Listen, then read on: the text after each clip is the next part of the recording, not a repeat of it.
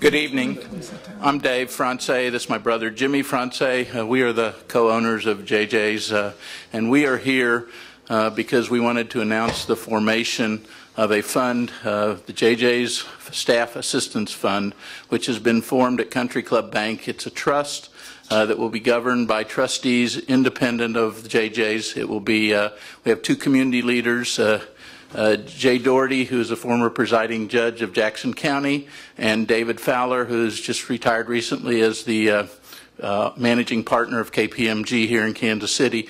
In addition, one of our employees, Josh Laney here, will be the third trustee of the trust. They will control the money. All funds that are received by this fund will go for the benefit not only of JJ's staff, but also for the benefit of first responders, for the benefit of gas service workers and others who were injured by this occurrence. And it's being done to assist these people to get on with their lives, to take care of their financial needs, any medical needs, and also to take care of the emotional needs that will undoubtedly come from this disaster. And with that, I'd like to turn it over to Jimmy. Well, the first thing I'd like to say is I'd like to take just a second to stop and think about the people that were in JJ's, that are a part of JJ's, especially Megan Kramer, who is no longer with us. We are so fortunate that we only had one person who's not with us at this point. There were 9 of my employees in that building when it exploded.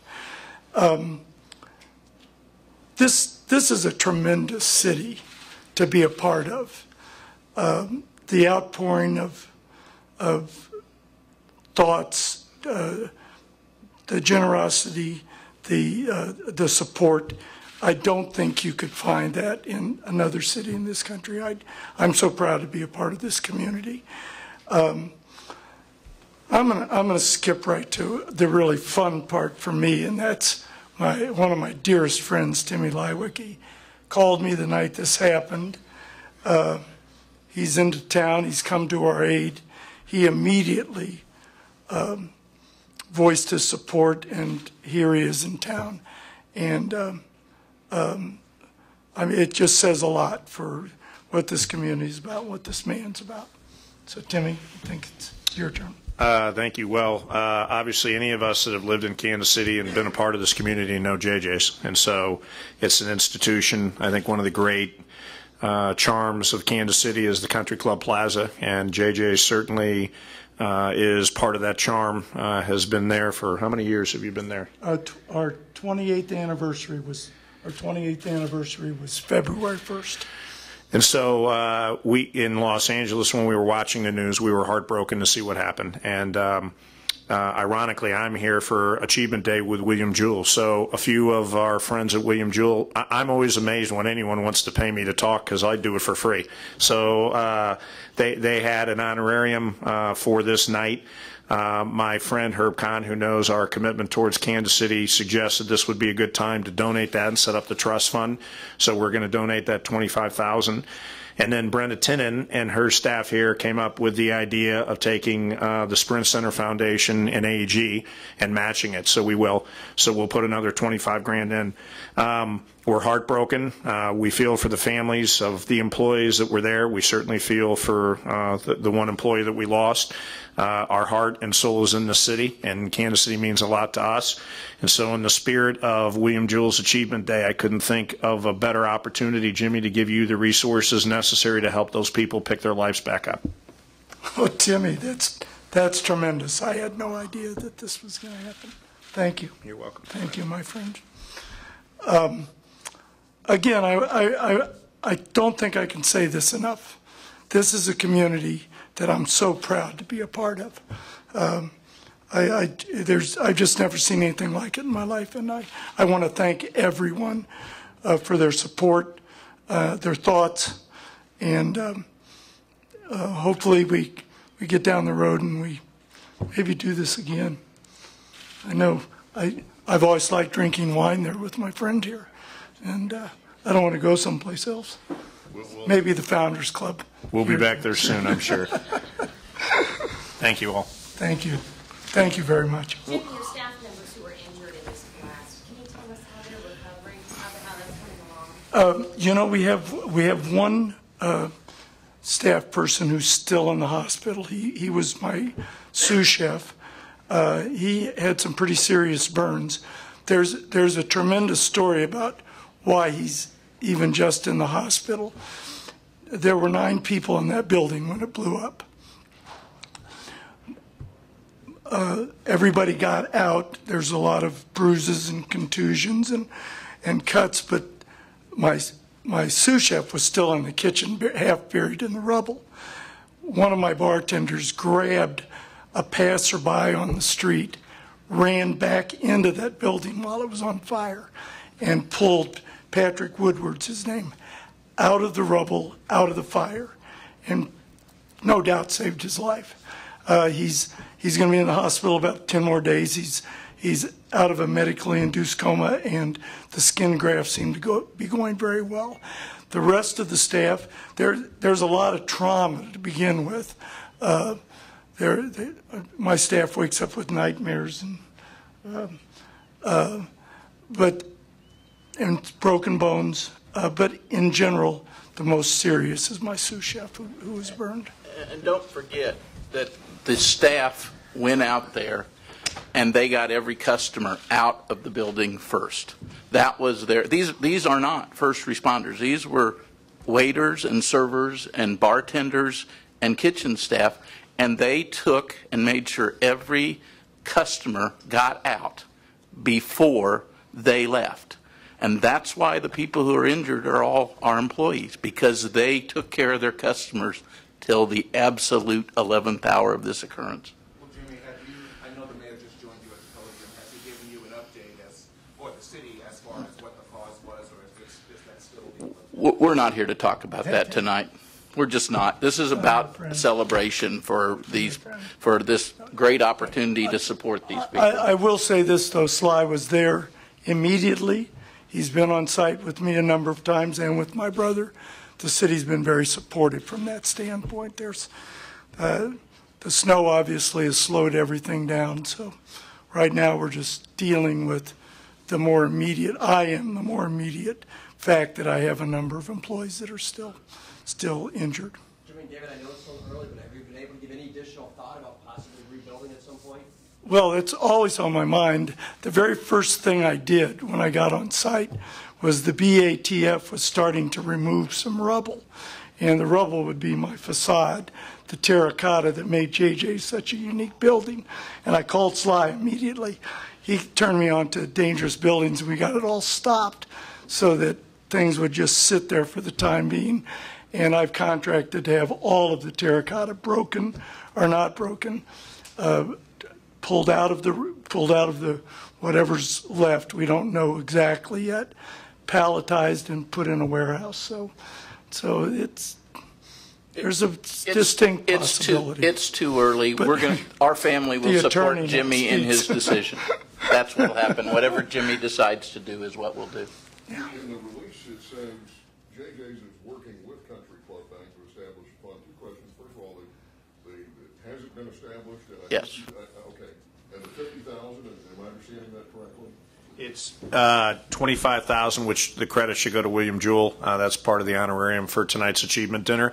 And then Sprint Center and their foundation is going to match it with another $25,000. Do you know how much the total is that's been raised so far? I have no idea. We don't. In fact, we established the account today. And we've advised people to go on the Facebook page, the JJ's Facebook page, and look up how to make the donation. Country Club has made every one of their branches available to take donations. And since the account was just set up today, the board finalized and all the paperwork done, we expect the donations to start coming in now. Will some of this assistance fund also help Megan Kramer's family with some other... I'm sure it will, but again, that's why we put together a board of community people and one person from JJ's, so they're going to make those decisions. Mayor, we would like to hear your thoughts. Do you have anything to say? Come on, Sly. when have I ever been at a total loss for words? The thing that I'd like to say is, first and foremost, I spent so much time in JJ's that I actually think that I should be part owner. But the reason I did that was because of Jimmy and his staff and the fact that it became a second home in a lot of ways. So I have an emotional attachment not only to the physical building but to the people who work there. So this was more than just an incident to me. It was friends who were in need. Secondly,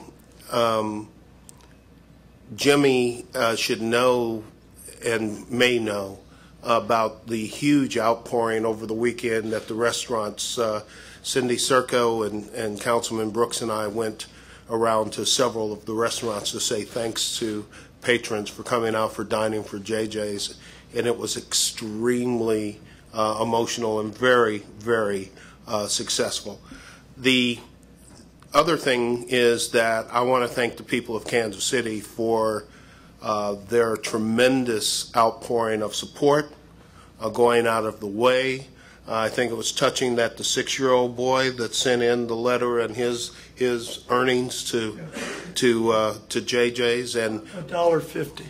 It's unbelievable. For a 6-year-old, $1.50 is a year's salary. And we were at the restaurant, and a woman came up to us and had $250 her tennis team had raised, and we gave it to the Restaurant Association. So there's been a number of different things that indicates the love that people have in the city for JJ's, but also just the love that people have in the city for each other. This is a great city. We've seen it all week long where people have turned out to help others, and I appreciate that. And you've been a part of that, and JJ's has been a part of that for years with lymphoma and leukemia and all the other things that you do to help other people. And now it just goes to show that when you give, you get back, and you're about to get back. Beyond that, we are going to do whatever we can to be of assistance and help, and we look forward to working with you on that. And I also want to thank Tim and Sprint, outstanding people. Tim Kang, knowing that he would be able to spark a deluge of contributions, and the good thing about him is he starts from his own place before he asks anybody else to do anything else. So once again, just proud to be a Kansas Citian and proud to be your friend, and proud to know that Kansas Citians are doing everything they can. And Tim, you're Kansas City. I am. To doing everything they can. I've decided to pay my taxes here now in the near future, if that's okay with you. You're cheaper than LA. I would love to have you paying all your taxes and a lot more here. we can arrange for that. We can, as a matter of fact, if you feel bad, we can go back and get last year's too. Okay. And Brenda, thank you.